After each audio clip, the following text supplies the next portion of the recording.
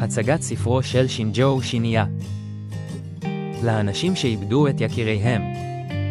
הספר, לאלה שאיבדו את יקיריהם, נכתב עבור אנשים שאיבדו מישהו יקר להם. במהלך עבודתי היומיומית עם אנשים השרויים בצער עמוק, המשכתי לחשוב כיצד עליי להגיב לרגשותיהם. הספר הוא תיעוד של התובנות שהגעתי עליהן במהלך תהליך זה. צורת הצער שאדם חווה משתנה בהתאם לאדם שאיב נהוג לומר שאם מאבדים הורה, מאבדים את העבר, אם מאבדים בן זוג, מאבדים את ההווה, ואם מאבדים ילד, מאבדים את העתיד.